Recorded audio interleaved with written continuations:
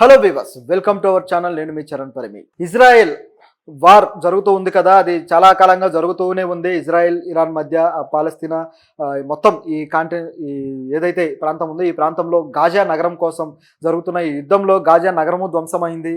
అలాగే ఇరాన్ కూడా అనేక సమస్యలు ఎదుర్కొంటూ వచ్చింది ఇజ్రాయెల్ దాడుల వల్ల. అదేవిధంగా ఇజ్రాయెల్ కూడా ఈ హమాస్ ఉగ్రవాదులు ఎవరైతే ఉన్నారో వీళ్ళు ఇరాన్లో తలదాచుకొని దాడులు చేయడము, దీనివల్ల ఇజ్రాయెల్ కూడా అనేక సమస్యలు ఎదుర్కొంది. సో ఇరువైపులా కూడా అనేక వర్గాలు చనిపోయారు. ఇది ఇప్పటిదాకా జరిగింది. అయితే ఇప్పుడు ఒక బ్రేక్ అన్నమాట. ఏంటంటే హమాస్ తీవ్రవాద సంస్థ చీఫ్ ఇస్మాయిల్ హనియే అతన్ని ఇజ్రాయెల్ చంపేసింది. ఎస్, ఈరోజు పొద్దున్నే హమాస్ సంస్థ నుంచి కూడా ప్రతినిధులు ఒక ప్రెస్ వీడియో రిలీజ్ చేశారు. దాంతోపాటు ఇరాన్ రివల్యూషనరీ గార్డ్స్ కూడా దీన్ని కన్ఫర్మ్ చేశారనమాట. సో హనియే ఈయన చాలా కీలకమైన నేత. మొత్తం హమాస్ మొత్తానికి కూడా ఆయనే హెడ్. హమాస్ జరిపే ఆపరేషన్స్ కావచ్చు, ఈ గాజా వార్ ప్లాన్ కావచ్చు, ఇప్పటిదాకా జరిగిన దానికి మొత్తానికి సూత్రధారి ఈయనే. సో ఈయన్ని ఇజ్రాయెల్ మట్టుబెట్టింది. గతంలో కూడా ఇరాన్ సైన్యాధ్యక్షుడిని ఇజ్రాయెల్ ఇంతే తెలివిగా ఒక ఎయిర్పోర్ట్లో మట్టుబెట్టడం మనకు అందరికీ తెలిసిందే గత సంవత్సరం. సో అప్పుడే ఇజ్రాయెల్ ఒక ఛాలెంజ్ చేసింది. ఏంటంటే ఇస్మాయిల్ హనియేను కూడా మేము మట్టుబెట్టి తీరతామని చెప్పేసి గత సంవత్సరం అక్టోబర్లో అనుకుంటా సవాల్ చేసింది. అనుకున్నట్టుగానే ఇప్పుడు ఆయన చంపేసింది అనమాట. సో ఇక ఈ గాజా వారు సద్దుమణుగుతుందా లేకపోతే ఏమవుతుంది అనే ప్రశ్న అయితే మనకి ఇప్పుడు బయలుదేరుతుంది. అయితే ఈ వార్లో దాదాపు ఇజ్రాయెల్ నుంచి అయితే 1200 మంది చనిపోయారు. వీళ్ళంతా కూడా సాధారణ పౌరులు, అలాగే కొంతమంది ఇజ్రాయెల్ సైన్యం కూడా ఉన్నారు.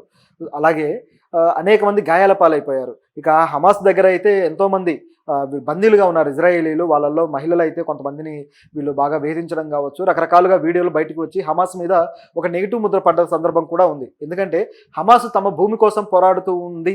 నిజానికి వాళ్ళ పోరాటంలో కొంత న్యాయం ఉన్నా సరే వాళ్ళు ఎంచుకున్న మార్గం ఏదైతే ఉగ్రవాద మార్గం ఉందో ప్రజలనే వాళ్ళు సేఫ్ గార్డ్స్గా వాడుకొని వాళ్ళ ప్రాణాలను కూడా డేంజర్లో పెట్టడం, ఈ విధంగా చేస్తూ రావడంతో అదొక ఉగ్రవాద యాక్టివిటీస్గానే మిగిలిపోయింది తప్పితే దాంట్లో ప్రజల కోసం చేస్తున్న యాంగిల్ కూడా పెద్దగా కనపడలేదు. సో ఇది సమస్య.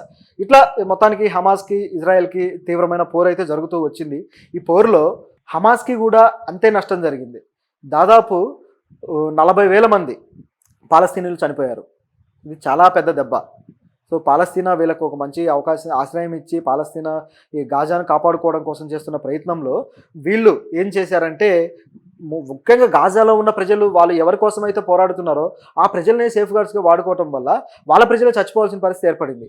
ఆ స్కూళ్ళల్లో వీళ్ళు దూరి స్కూల్లో స్టూడెంట్స్ని సేఫ్ గార్డ్స్గా వాడుకొని అక్కడి నుంచి మిసైల్స్ అందించడము, అక్కడి నుంచి కాల్పులు జరపడం చేశారు. అదేవిధంగా హాస్పిటల్స్లో కూడా ఇదే విధంగా రోగులను అడ్డు పెట్టుకొని చేసిన సందర్భాలు ఉన్నాయి. సో దీనివల్ల ఏంటంటే సామాన్యులు ఎంతోమంది చనిపోయారు. అలాగే ఇజ్రాయెల్ కూడా మేము వదలము వీళ్ళని చెప్పేసి దాడులు చేస్తూనే వచ్చింది.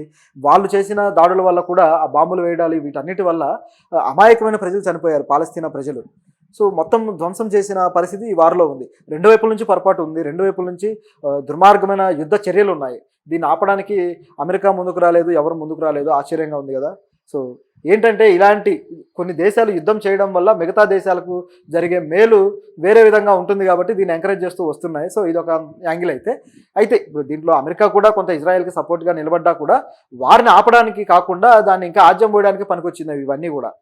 ఎందుకంటే ఈయన హత్యే కాకుండా, ఈ ఇస్మాయిల్ హనియే హత్యే కాకుండా మరొక హత్య కూడా ఈరోజే జరిగింది. దీంట్లో అమెరికా పాత్ర కూడా ఉంది. ఇజ్రాయెల్ అమెరికా కలిసి చేశారనమాట.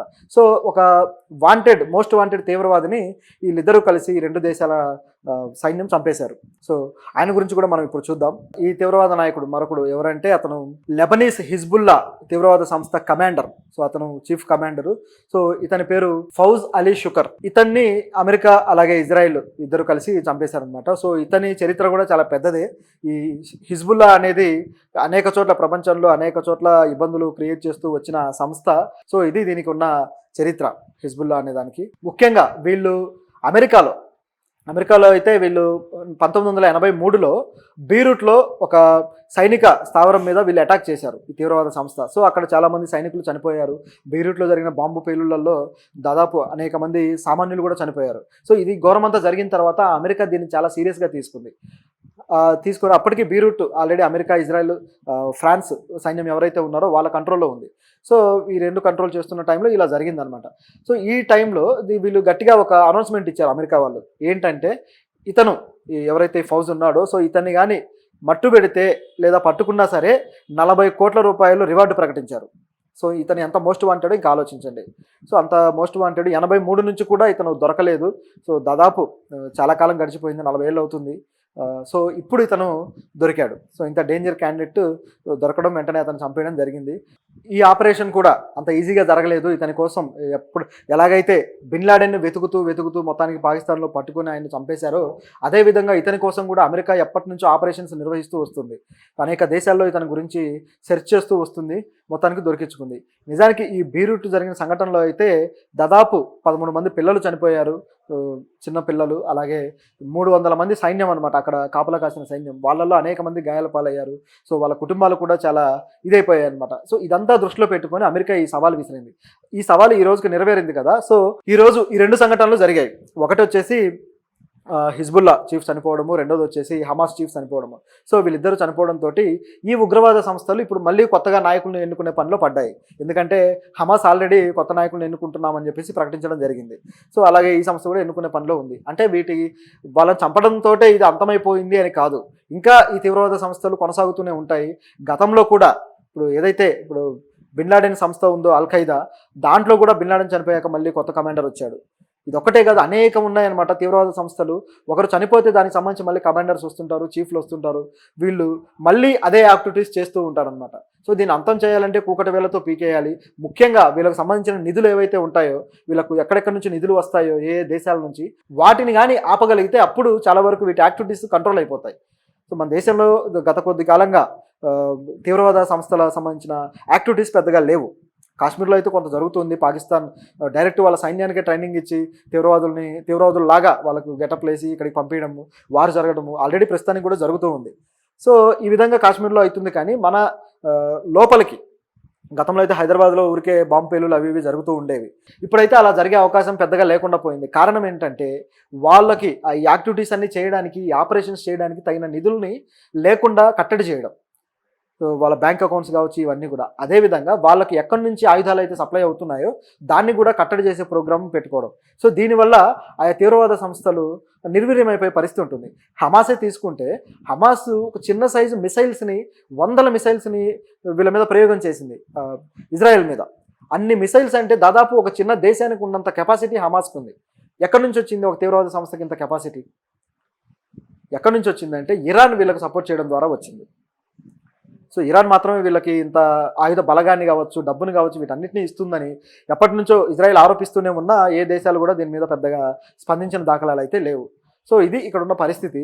నిజానికి ఇరాన్లో కూడా గతంలో జరిగిన ప్రెసిడెంట్ మీట్ ఒక దాంట్లో మన అమిత్ షా పాల్గొన్నాడు. సో ఈ అమిత్ షా పాల్గొన్న మీట్లో కూడా ఈ చీఫ్ ఎవరైతే హమాస్ చీఫ్ ఉన్నాడో, సో ఇతను పాల్గొన్నాడు, హనియే.